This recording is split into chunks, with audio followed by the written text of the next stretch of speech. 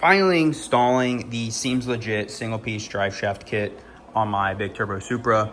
I've had it for probably about a month now and I've yet to put it on. Just taking the drive shaft off can be kind of annoying with just fitting sockets and stuff in there.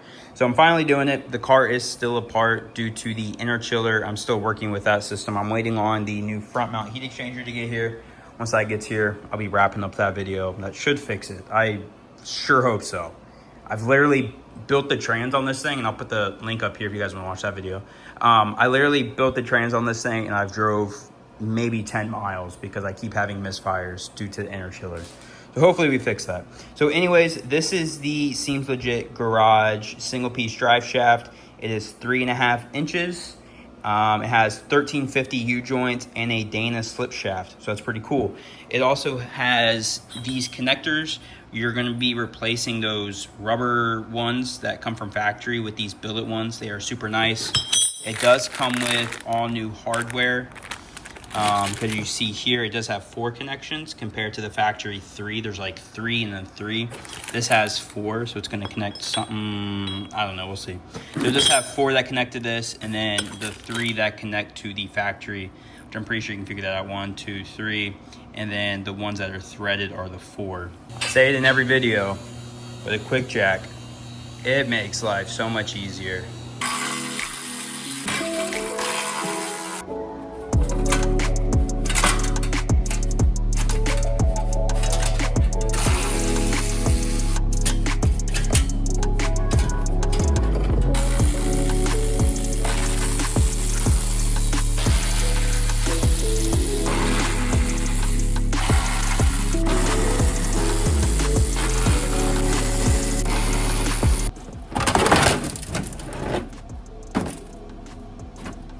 The drive shaft is exposed. Up here is where it's kind of difficult, like I was mentioning, because it does have a socket, or not a socket, I'm sorry. It has a nut on the other side.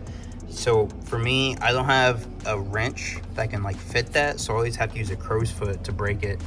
But it should be relatively easy overall. It's just these 3 that connect to the trans, and then 3 connect to the drive shaft. We got the gimbal in the middle, which always sucks, and then the same in the rear. We got 3 that connect to the rear diff and 3 to the drive shaft. This part right here is the reason why people go single piece. You can see how thin it gets here, and then I mean, this is just another point of failure. This guy always fails where this part will give out and then the drive shaft starts to move. These guys, people shred these all the time. They're little duckies.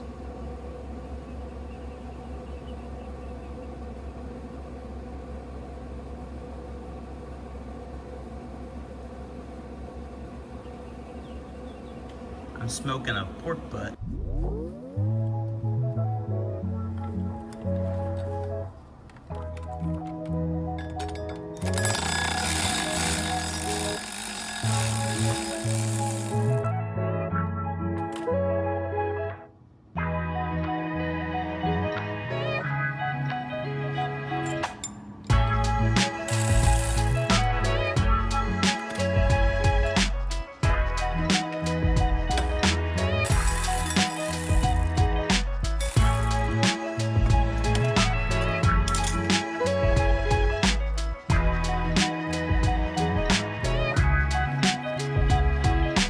When you get to the point where you need to rotate the drive shaft to get the other bolts, if you look, you can't just simply turn it. The drive shaft locks. So you gotta go over here. This is the unlock little thing. So I have this already zip tied from when I did my transmission build. And the way you can do it, you just put a flathead like right here and you just pry down. But I have with the zip ties on the hole here, I can just like essentially just pull it down with some sort of tool, because this kind of hurts the fingers. But you can just pull it down and it'll unlock the drive shaft.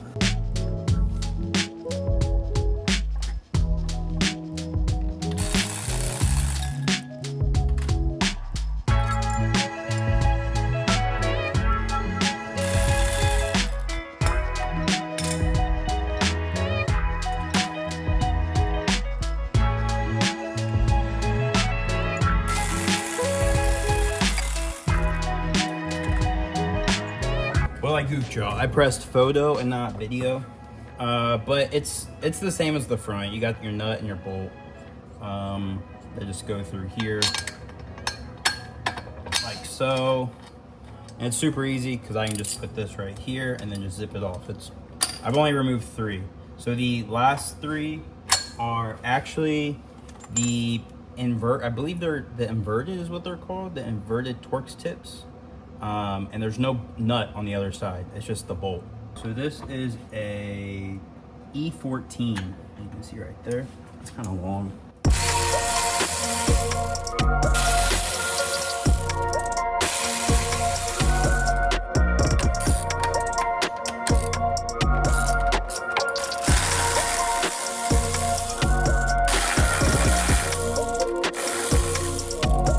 To get the drive shaft out, you kind of have to compress it because it's like splined in. But if you compress it, you can get it out. I don't know if you guys saw that. But I need to take it off. There.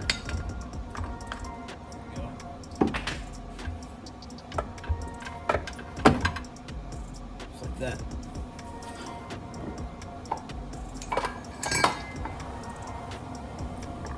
All right, let's go compare.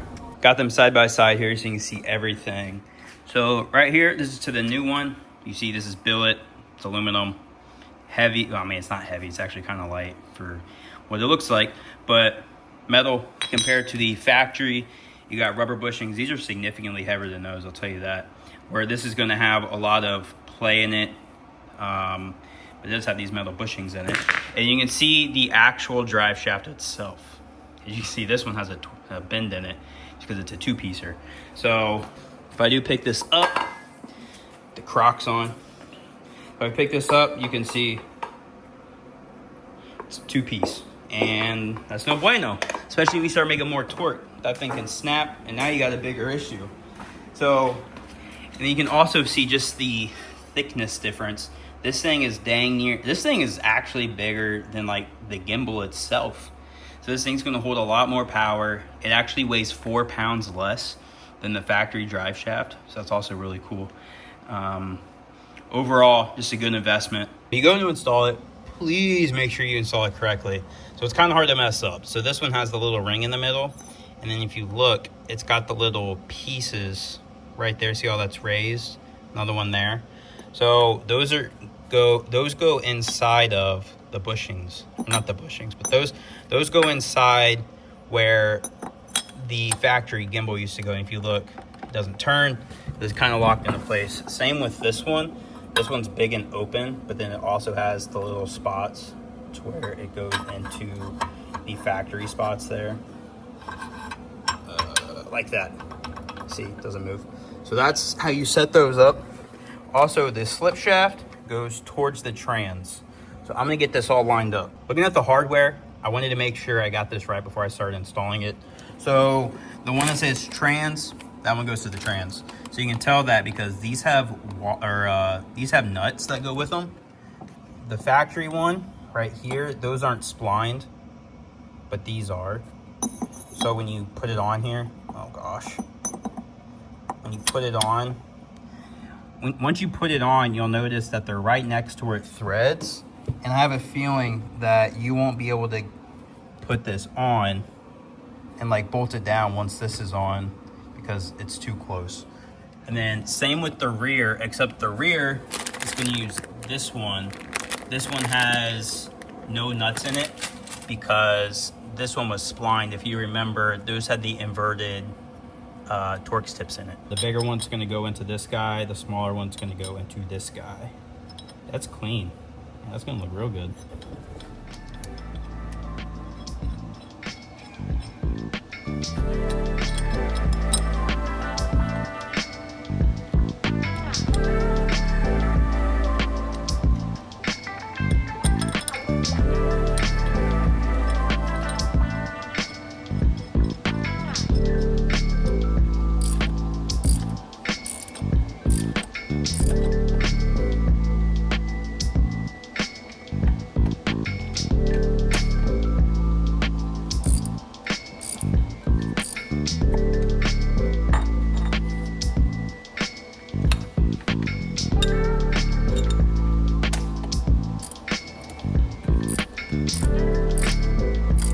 So essentially the same with this one, except the one back here does not have nuts. So it's fantastic. I almost lost a washer. And I believe it's the, not the small ones, I'm sorry, the big ones still. Yeah.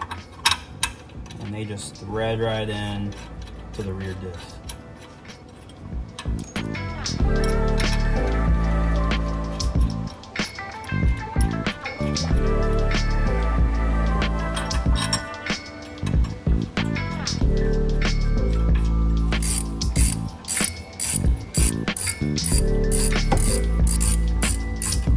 This thing may be 4 pounds lighter, but it's still kind of heavy.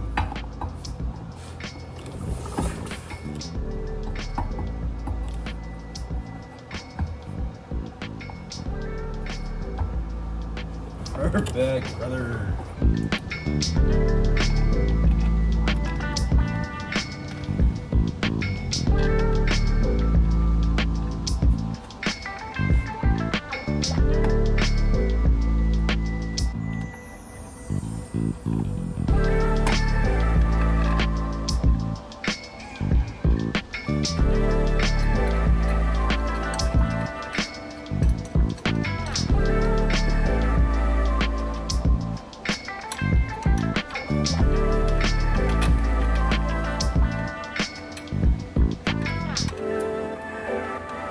This looks awesome.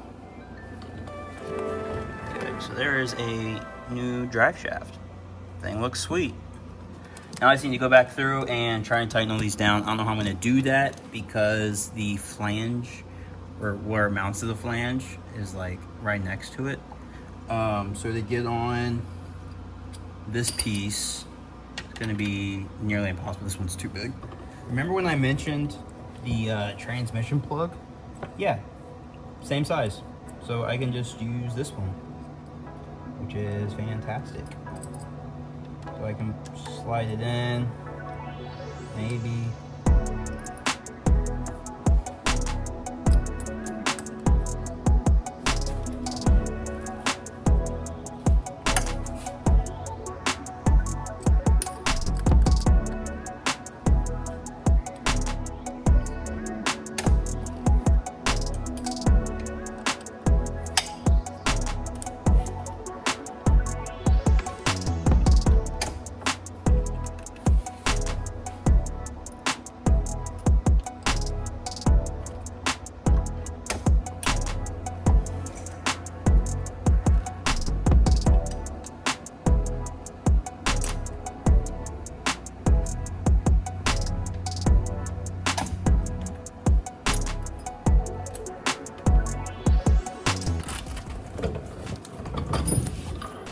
All right, y'all, single piece drive shaft is installed.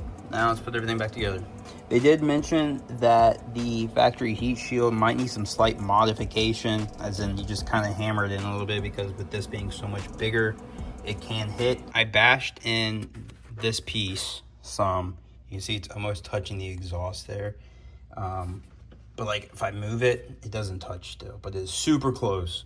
So really what I did is I just went and took a mallet and just bashed this entire piece in. So it dips down a lot more now. I don't know if you can see, but there's clearance everywhere. That's kind of a hard shot to get. There is clearance, so we are good. Before there wasn't any clearance. When I actually mocked it up, it was touching literally the entire heat shield. Hopefully the next video I'll actually be driving. I'm just waiting on the inner chiller stuff to get here so I can wrap that up. And then I'll kind of give my opinion on everything, because I haven't really talked about this guy, the transmission bushings, the drive shaft. But again, I haven't got to drive it that much to even know how this stuff feels, because these are a lot stiffer than factory. The rev shift bushings that I installed when I did the trans, since the trans was out, I just swapped them. But this is back on. Everything fits. Something I never spoke about is this PPE pan. It does hang lower. I'm gonna end this video here. See you guys next one.